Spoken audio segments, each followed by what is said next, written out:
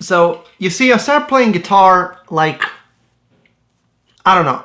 It was in the year when I was turning 14. I'm 27 now, so you do the math, because this is not a math channel. And I had like no idea that this many years from when I started actually playing, I would be doing what I'm doing right now. The initial idea was this: okay, I'm gonna learn guitar and learn, you know, some popular songs to have more friends at school. And it didn't quite work out. So I thought, well, maybe if I practice and I play better, then I would be more successful and more popular in those, you know, clique circles in high school. And then I would actually make friends. Wrong.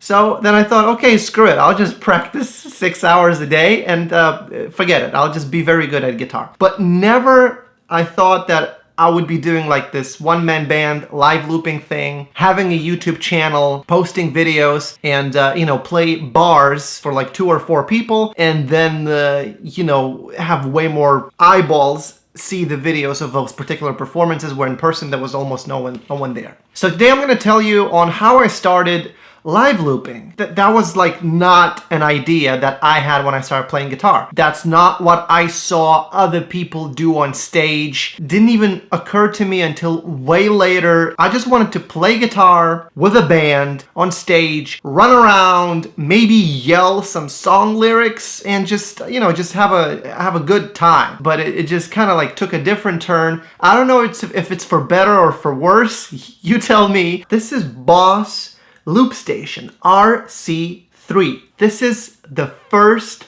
pedal I ever bought. Not this exact copy. I'm actually borrowing this from Sean Daniel to make this video. This is not a sponsored video. This is just me telling you a story. I came to the United States of America in 2012. I was 19 years old. I sold almost everything I had in Lithuania, most of my equipment, and just came, you know, to forge my American dream in a land where the streets are made out of gold and people can make their dreams come true. I came to Sarasota, Florida area, and again, I had this idea, I'm gonna play with a band, and I did manage to put a band together within like a month of being here, managed to get some gigs, but it turns out this particular city in Florida is what they call a seasonal town, where snowbirds come and go, and by snowbirds, they don't mean the actual birds, they mean people that come from up north when it's cold up north, and when it's warm up north, then they leave. So happened that by the time I came, the season was over and the snowbirds left. Then the tourism goes down, kind of like the off season, and the venues say, hey kid, we don't have the budget for the band.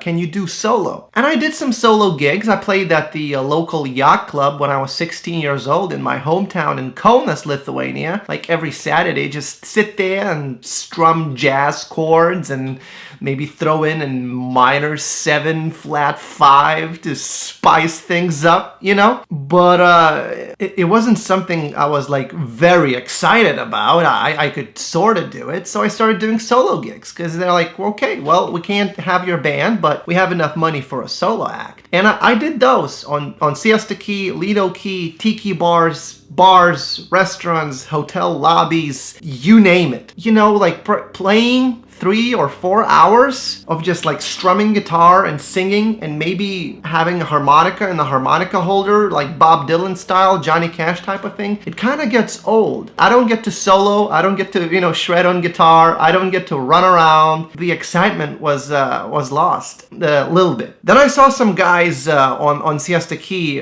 doing gigs and actually live looping. So they had whatever pedals at the time. I didn't know what they had on the floor, but they would step on the thing, play something, and step again, and then it would play it back. And it's like, wow, I think I've seen that before, but this is the first time I'm seeing somebody do it in person. And I thought, well, you know, it's kind of cool, but it's like a gimmick. It's kind of like cheating, you know? They're not like serious musicians or something like that. That was my mentality at a time, so you just have to excuse me. I'm just like explaining my thought process at that particular time. But the more I thought about it, and the more gigs I did, where I'm just strumming for like 4 hours, okay? And I don't get to do a solo or anything like that. I guess I should try maybe like get some kind of like loop station loop pedal, and I did. And I went on eBay, I searched for used, and I sorted by lowest price at the top. Okay, this is, and I found this loop station RC3. I watched a bunch of videos, probably made by Sweetwater or Andertons, how to use it, how do you plug it in, what does that do, what does that button do, and just try different ideas. And then I started doing gigs with a loop pedal, and that freed me up a bit, gave me an opportunity to loop some chords, some harmony ideas, and then play solo on top. And I was like, wow, this is kind of interesting. Still, no drummer, no bass player. Still have to like be very careful about my timing. Can't get like too excited. Nothing like Van Halen style. That was like sort of like the early beginning. But even that dried out, sort of the excitement for it. I still wanted to play, with a band. I thought the band would be the way to success. Going on television would be a way to like be noticed and successful. The 1960s talent scout label representative discovering you and seeing you in the bar and then handing you the record deal would actually become a reality. That false dream that I had based on the advertisement I saw in Lithuania, I thought it would actually happen. Well, that's like another story, because I did have a contract with a record label, and that's not what happened. But that's maybe for another video in a different time, but not in this one, okay? So after playing a bit with this particular pedal, I learned that there existed like a similar model, but with 2-foot switches, which was Boss RC30, which allowed for 2 tracks. This particular one, you can have 1 track and you can overdub as many times as you want, and then you can delete it and start all over, and it has its own quantization. What is quantization? We're gonna get to that a little bit later. And then I sold this and got RC30. You see, that's how at the time I was acquiring all my gear. Now people watch my videos, wow, you must be like rich having all that gear. That's not how I got it. I got it very slowly over time and was saving up for it. Now the companies, I have an opportunity to receive it and do like a review video or something, but that's not what happened at the time. It was like very slow process to save up for it. And then I started experimenting with RC30. I watched a bunch of Alex Hutchins, a bunch of his like demos and the way he plays and like different ideas for live looping, and just blew my mind. Just was amazing. And I started doing a lot of gigs like that. So I started becoming known in this area as the guy that live loops. What really blew my mind is seeing a person. That's not what I mean. Seeing a guy use RC505. I didn't realize that such piece of equipment existed. We went to an open mic in Sarasota, Florida. Tony Tata, I think that's his stage name. He was doing like looping all vocals with an RC505. Wow. He did like a beatbox, then he did like a bass loop. Within like 30 seconds, you could hear the full arrangement of a band. I didn't realize that was possible. I went to say that, wow, it's mind-blowing what you did. Can I take pictures of your pedal? And then I took pictures. And then I started researching more. I found such people on YouTube, such as Nastya Maslova, Dub Effects. Now, Dub Effects was like a huge game changer, because not only I saw what you can do like artistically and creatively with a loop station pedal. The guy was touring Europe and he was quite successful by doing that. Just one man with his pedals and his mouth and just singing, beatboxing, doing like bass lines, and just people would gather up. And the way he became big was on YouTube. Somebody recorded him with an audio direct into the camera or something like that. I actually watched one of his interviews, and that's what he said, that the first video to go viral was the one that had audio direct into the camera. So I'm like, I have to have Boss RC505. I have to figure out how to use it, and then I have to figure out how to make it interesting. Not only I was motivated by those particular people to upgrade my gear, I was also motivated at the same time. My fiance and several other people explained something that I didn't realize was also a real thing. People on YouTube make a living by making YouTube videos. I believe I was told that in 2015. It didn't really register until 2016. Yeah, that was like really mind-blowing. At the time I thought, you're gonna have a band, run around on big stage, gonna get noticed by a talent scout from a record label. They're gonna put you on TV, on television, and then you're gonna release a CD, and then you're gonna tour America and become successful. Wrong.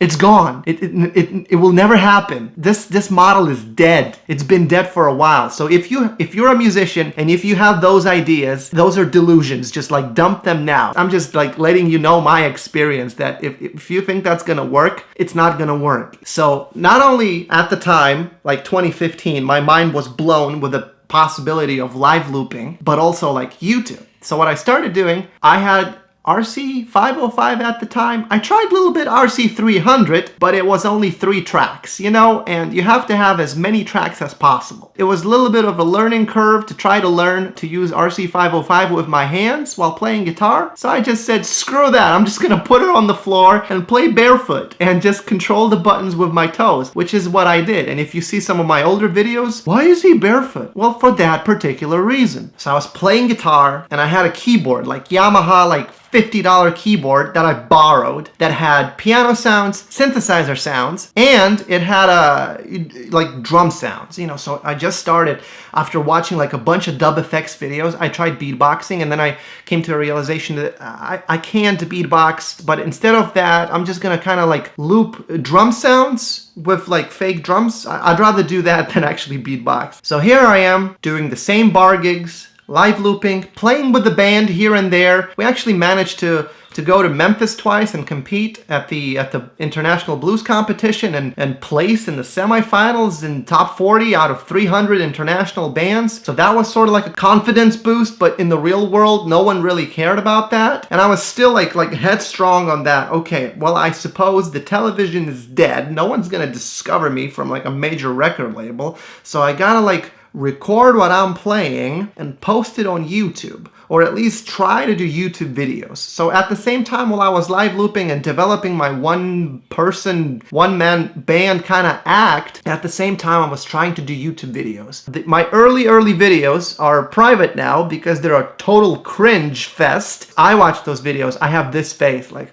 oh, I just couldn't talk to a camera the way I'm talking to you right now. I would like turn the camera on and I would just freeze up. And if I would talk, it would just not be fun or pleasant to watch. There was like no valuable information shared. It was not entertaining. It just had no value whatsoever. But at the same time, as I was like developing my live looping act, people would come up to me in the middle of my set or maybe after I'm done playing at these particular bars, or like, wow, you sounded great, I really enjoyed that, or like you sounded like this guy and it's like so interesting to watch you how you put this and that together. They would just like give me compliments of how much they enjoyed watching or listening to my performance. And I'm like, I guess I could post my performance videos. I guess I could just do gigs and just bring a camera and just film what I'm doing, I suppose. And then so I started doing that. I wasn't as knowledgeable about YouTube, you know, like metadata and the algorithm and how to title, or that the algorithm favors sometimes short videos, sometimes longer videos.